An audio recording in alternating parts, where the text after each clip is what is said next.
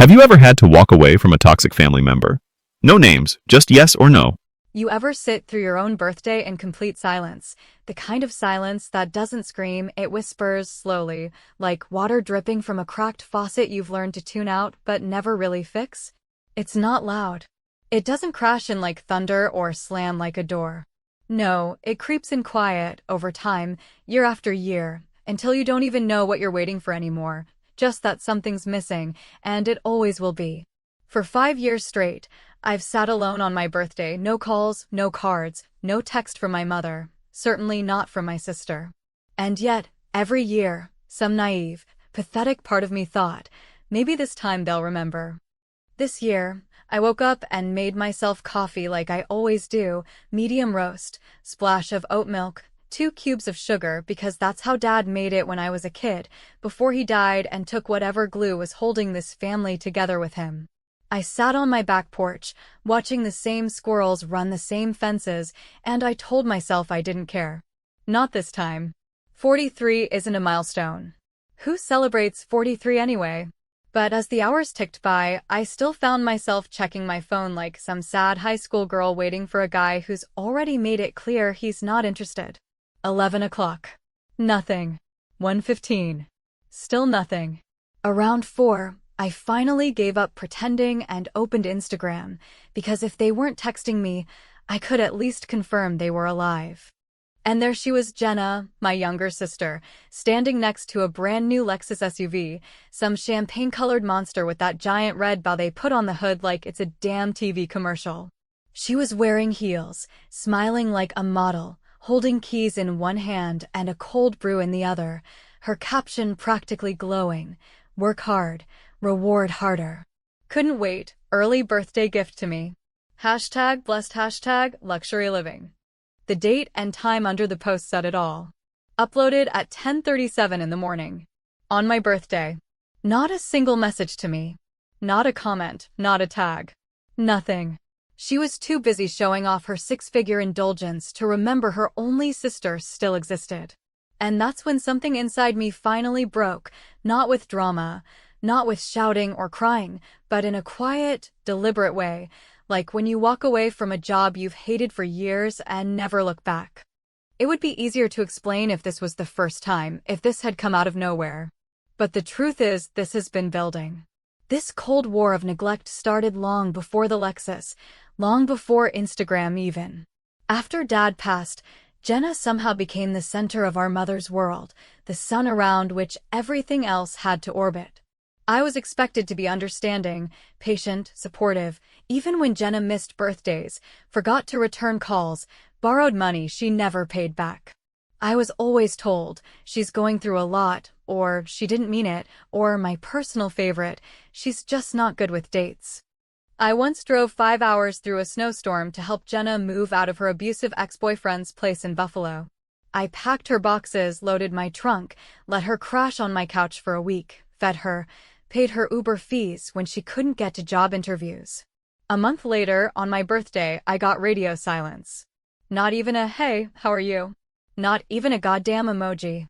And when I brought it up because, yes, I had the audacity to say I felt hurt, she rolled her eyes and said, "God, Sarah, it's not always about you." This year, something in me finally said enough. I didn't cry. I didn't scream.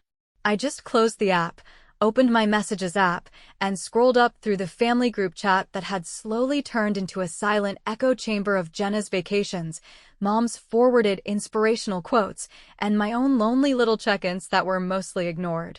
I stared at the last few months. My offer to host Thanksgiving ignored, my birthday message to Jenna back in March left on read, the photo of my new haircut I shared in April, no reaction. I felt like a ghost in my own family's narrative. A placeholder. A warm body they used when convenient and forgot when not. So I deleted the chat. Just like that. 15 years of family digital history gone. And then I wrote one message, carefully, not with venom, but with the kind of clarity that only comes when you've finally stopped waiting for people to love you right. I typed, "I'm done." Sent it to my mom and Jenna directly. Then blocked them both. That night, I made myself pasta, drank half a bottle of wine, and watched an old movie I used to love when Dad was still around. I didn't cry. I didn't even feel sad. Just quiet. Like I'd finally put down something heavy I didn't know I was carrying. But I should have known it wouldn't end there. People like Jenna, people who thrive on attention and control, they don't take well to being cut off. Especially when they didn't even notice the distance until they felt the silence like a slap. And it didn't take long. By morning, the messages started. Not just from blocked numbers, but burner emails, DMs from cousins I hadn't heard from in years, even a voicemail left from a friend of a friend. All of them versions of the same panicked, guilt-laced plea. What's going on? Why are you being so dramatic? Jenna's really upset. The last one came from Jenna herself, disguised as an apology, but soaked in venom. She wrote, "We were actually planning something for you. You just ruined it." I stared at that line for a long time. Planning something. She really thought I'd buy that? After 5 years of nothing? After 52 missed chances and 0 effort? No, this wasn't guilt. It was damage control. And now that I'd lit the match, I wasn't putting it out. They wanted drama? They were about to get it. But it wouldn't be loud. It wouldn't be messy. It would be surgical. Clean. Precise. And unforgettable. There's a strange kind of humiliation that comes with realizing you've been begging for scraps of affection from people who never saw you as more than convenient. And what makes it worse is that you never really notice the full shape of the wound until someone steps on it with both feet and a smile on their face, acting like it's your fault they didn't see the mess they made. After I sent that final message and blocked them, I didn't expect silence, not really. I expected retaliation, because that's what happens when you stop playing your assigned role in a dysfunctional system. The ones who benefited the most from your silence, your patience, your unspoken sacrifices, they lose their grip on you. And suddenly you become the villain in a story you didn't even know was being written.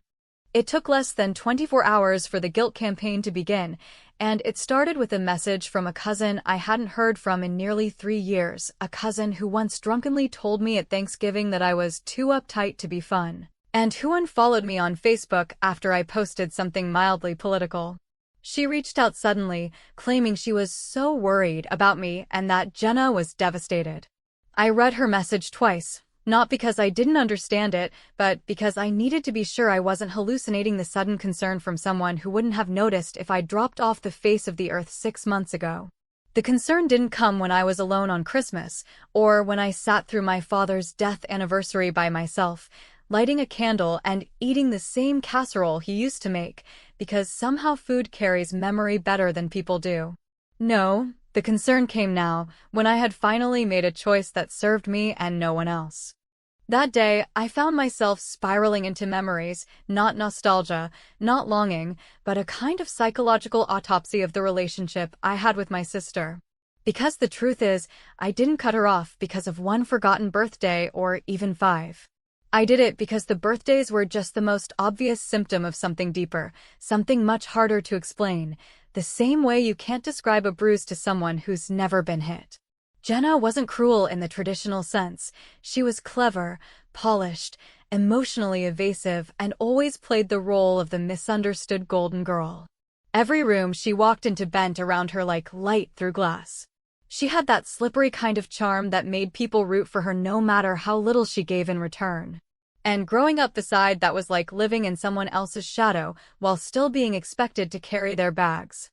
When we were kids, I remember one summer when Jenna got caught shoplifting a pair of sunglasses from the mall. I still remember the way Mom cried in the car afterward, not because Jenna had stolen something, but because she was scared what the neighbors would think if word got out. I remember how I offered to take the blame, just to calm her down. I was 14. Jenna was 11. And somehow that dynamic never changed. I was the one who stepped in when she wrecked her first car, helped cover the deductible with the little savings I had scraped together from working weekends at the hardware store.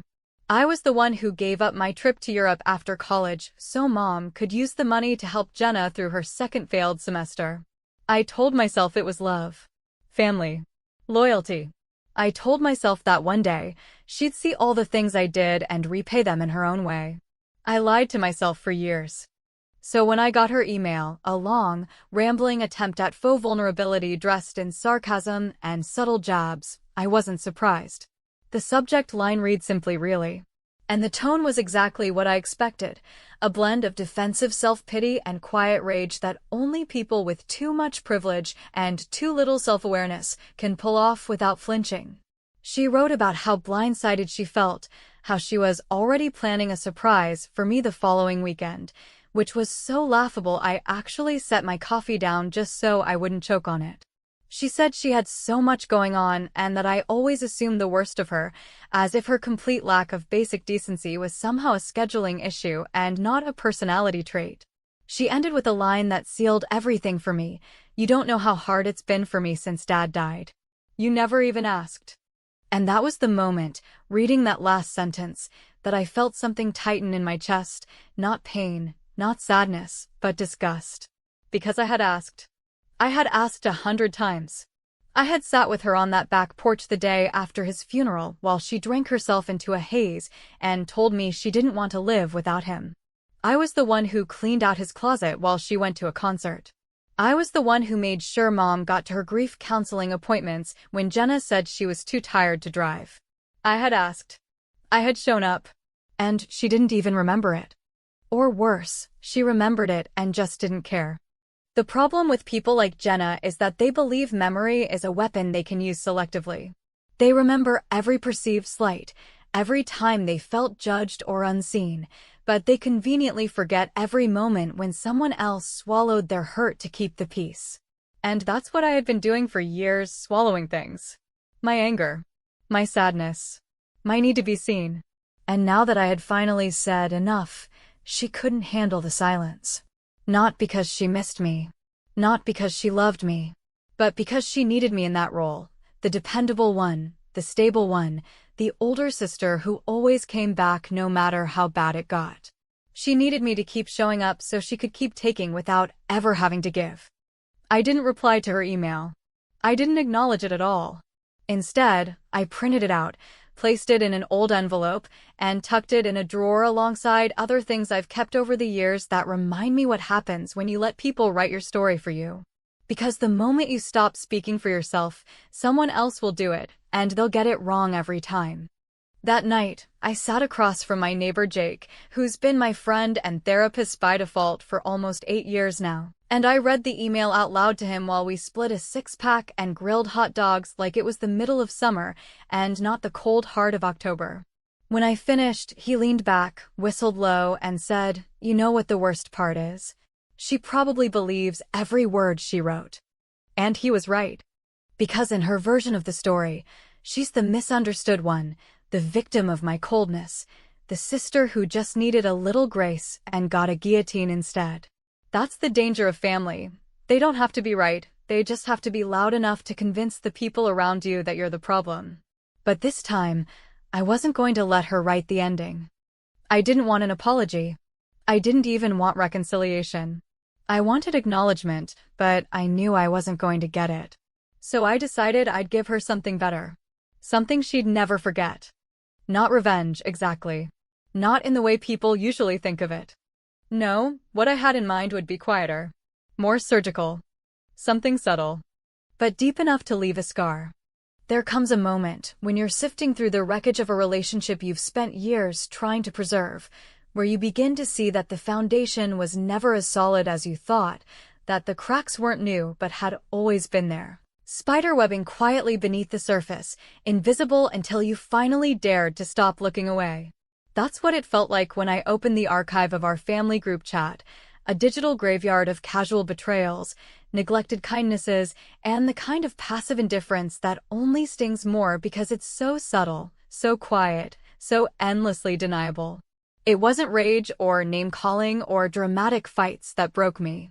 It was the slow rot of being ignored by people who claimed to love me, the erosion of meaning in every message that once felt like a lifeline, but had slowly become just another place where I didn't exist. I hadn't looked at the chat in any real way in years, not with honest eyes. Like most people, I scrolled when I was bored or sent a birthday meme when the calendar reminded me. I dropped photos of my dog, of my garden, of the snow that coated my porch each winter. I said good luck before surgeries. I offered casseroles when Mom mentioned not feeling well. I gave updates, checked in, tried to keep the thread alive like a nurse monitoring a patient she knows won't make it through the night. But now, with the emotional anesthesia gone, I read the chat like a detective at a crime scene, piecing together the pattern of a murder that wasn't quick, but slow, methodical, and, worst of all, unacknowledged. There were messages, hundreds of them, where I'd said something, anything, and was met with complete silence. Not even a thumbs up. No reaction. Just that dead, gray space where attention should live. I counted 3 birthdays of mine, 3 in a row, where I'd posted a little note to the group saying, "Hey, I'm ordering takeout for my birthday, if anyone wants to come by," and the only response was from my Uncle Greg, who lives 2 states away and probably only responded because he's retired and had nothing better to do. Jenna never said a word. Not even busy that day. Just vanished into the digital mist, only to reappear days later with a gym selfie or a quote from some TED Talk about boundaries. Ironic, considering her own understanding of boundaries was as shallow as her motivational content. But the most damning parts weren't even the silences. It was the patterns they formed. Jenna's updates, no matter how mundane, received instant responses. She posted a photo of her cat wearing sunglasses. 8 responses. She mentioned she was tired from work. A flood of encouragement. When she got that job at the marketing firm, after 2 failed starts and a year of figuring things out, Mom sent a full-page message praising her resilience, calling her such a fighter, and telling her how proud Dad would be. I had to read that message twice, because in the 15 years since I started managing real estate properties, working late into the night to stay afloat, I don't remember once being called a fighter. I was just expected to be one. So I did something I hadn't planned, but felt instinctively right. I took screenshots. Not of everything, not in some frenzied attempt to prove a point, but just the clearest examples, the missed birthdays, the unanswered messages, the skewed praise. I created a little digital folder and titled it Perspective.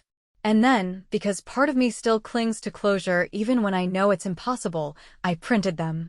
Real paper. Real ink. Page after page of undeniable evidence, not of some huge betrayal, but of the kind of betrayal that passes for normal in families like mine. The kind you only notice when you finally stop making excuses for it. I didn't include a note. I didn't preface it with an explanation or a threat. I just placed the pages in 2 large envelopes, one for Mom, one for Jenna, and dropped them in the mailbox. I imagined their faces when they opened them, flipping through the pages like they were reading some stranger's diary, and realizing with a cold, sinking clarity that the stranger was me. It wasn't about revenge. Not yet. It was about accuracy. I wanted them to see what I saw, without spin, without gaslighting, without the armor of memory they always wore to shield themselves from responsibility. I wanted to lay the truth bare in its most clinical, undeniable form. And then walk away. Later that evening, Jake came over, as he often did, with a 6-pack and that lazy grin he wore whenever he sensed I was 2 thoughts away from lighting the whole world on fire. I told him what I'd done, described the screenshots, the envelopes, the decision not to write a single word alongside them. He nodded, didn't laugh, didn't tease. He just cracked open a beer, handed me one, and said, "Sometimes the absence of a message is the message." I think that's the first time in weeks I genuinely smiled. 3 days passed. No response. I expected fury. I expected tears. What I got was far stranger: Mom on my doorstep. Not a text. Not a call. Not a heads up. Just her standing there in her beige cardigan and flats, holding her purse like a shield, face tight with the kind of forced composure that tells you you're about to be blamed for something you didn't cause. I opened the door, said nothing, and waited. She didn't waste time. "You really hurt Jenna," she said, as if that were the point.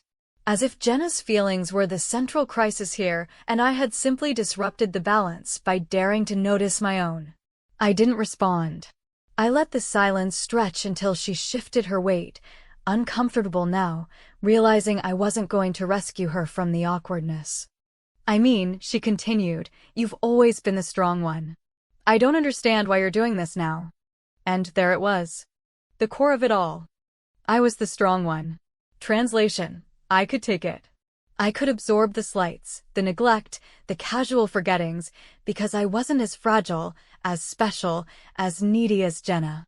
I was the fixer, the dependable one, the woman with the steady job and the quiet grief, the one who never asked for anything because the second you do, people start to resent you. "I'm not doing anything," I finally said. "I just stopped pretending." She looked confused, almost wounded, and I felt the flicker of old guilt rise up in my chest like bile. But I pushed it down. I had lived with that guilt for decades. It didn't belong to me anymore. "You're punishing us," she whispered. "No," I said, my voice flat. "I'm just done participating." She didn't stay long. She left with more questions than answers, and I didn't offer any. I closed the door, exhaled, and sat down on the couch, the silence in my house feeling heavier than usual, but somehow more honest. There are things in this world you can forgive. There are even things you can forget. But then there are truths so raw, so long denied, that once spoken or printed, in my case, they change the air around you. And now that I'd said it, now that I'd shown it, I couldn't go back to silence. What comes next wouldn't be loud, but it would be permanent. Grief has a way of settling into the corners of your life like dust, so slowly, so imperceptibly, that you don't realize how heavy it's become until you finally try to breathe without it, and suddenly the air feels foreign, thinner, like it was never really yours to begin with. That's how it felt in the days after my mother's visit, after I watched her retreat down my driveway without once turning back, after her words echoed inside my chest not like daggers, but like the dull ache of old injuries that were never properly healed. I didn't cry. I didn't scream. I didn't slam doors or throw plates or demand apologies that I knew would never come.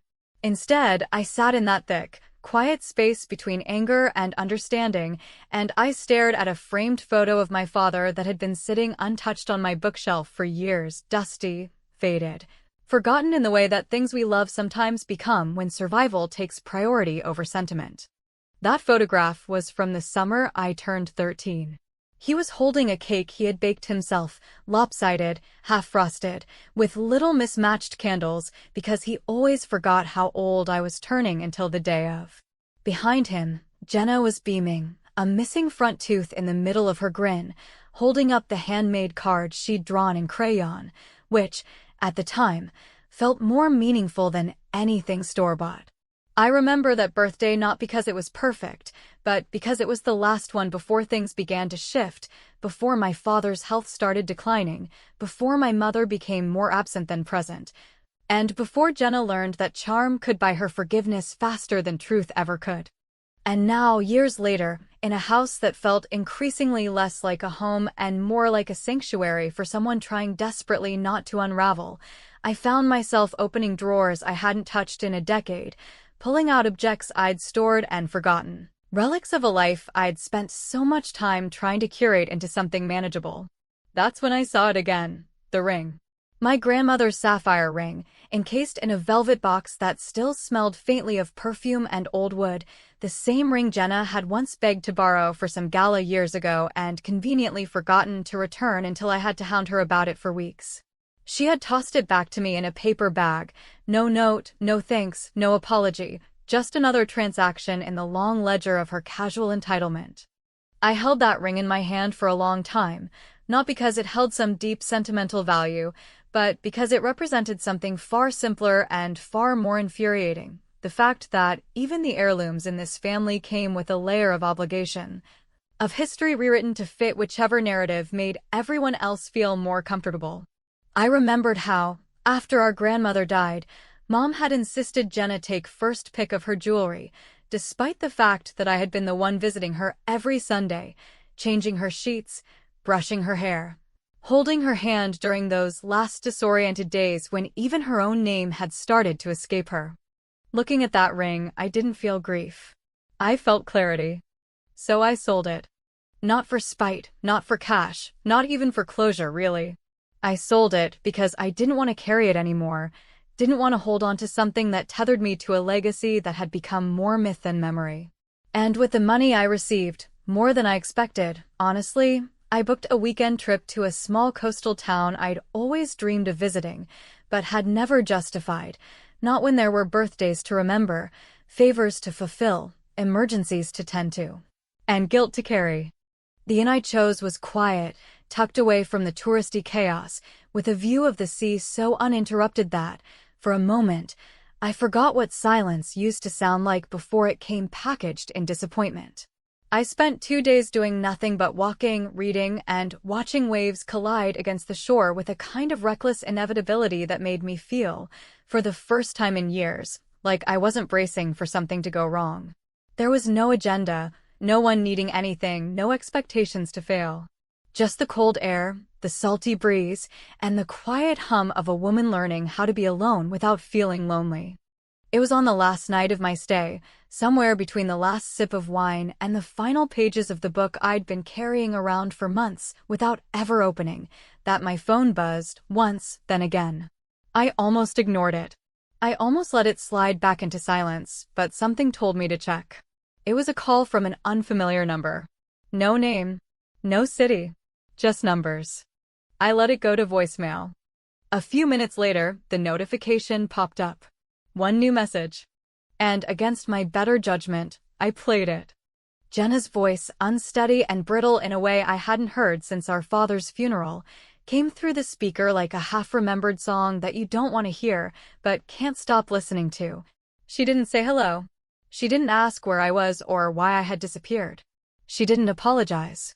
What she said was far stranger.